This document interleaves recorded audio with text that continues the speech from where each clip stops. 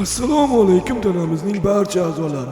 Bugun men sizlardan shuni so'ramoqchimanki, kelasi prezidentlik saylovlarida ichakka, ya'ni menga ovoz bering. Shoshmang, bosh miyachi. Miyani dafarni istagi mutlaqo buzib qo'ygan. Mana misol, unga faqat kartoshka, pitsa, gamburger, qo'rilgan tovuq, muzqaymoq bo'lsa bo'ldi. Mana sen yurak, gipertoniya bo'lib qolding, shundaymi? Ha, to'g'ri. Bechora jigarni yog' bosgan, to'g'rimi? Gaping rost. Sizlarning buyraklar kuniga misoli qo'ldek ishlatib filtrlatadi. Ha, shunaqa menda hatto tosh ham paydo bo'ldi. Bechora o'pkalar yalg'ilanib pnevmoniya ilashtirib olishgan. Menichi xilma-xil zararli mikroblar bilan shundoqqina qoldirib qo'ygan. Bu hammamizga ta'sir qiladi-ku. Xullas menga ovoz berishingizni kutib qolaman. Lekin miya boshda yashaydi-ku, u yerda hammasini ko'ra oladi. Xafa bo'lmagin, biroq seni joying pastada. Aynan shuning uchun ham men pastdagi muammolarni yaxshi bilaman. Xalq muammolarini. Lekin sen bilan men chiqindilar bilan ishlaymiz. Rahbarlik haqida hech nima bilmaymiz-ku.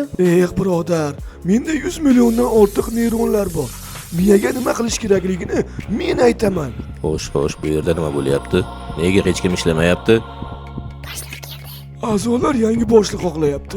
Seni yomon qarorlaringdan, dofaminga qaramligingdan charchadik. Shu gap rostmi? To'g'risini aytsam, bosh miya biz biroz charchadik. Shunday qilamiz. Agar bu yerda do'stimiz Ichak mana shu oddiy misolni yecha olsa, prezidentlikni unga topshiraman. Chiqindilar bilan ishlash vazifasini esa shaxsan o'zim bajaraman. Bo'ldi, gap yo'q. Axir bu juda oson-ku. Xo'sh. Tayyormisan? Mana senga. Bu oson. Xo'p, qo'shish amali 1 va 1.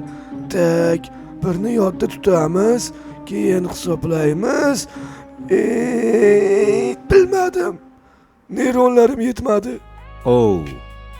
Afsus. Xo'sh, barchalang ko'rdinglar. Endi hamma ishga. Qani? Sen esa tayyor tur. Hozirgina biz mazza qilib bir porsiya achchiqqina qovurilgan tovuq yedik. Orzular orzuligicha qolib ketdi. Peshonamga yozilgani shu ekanda.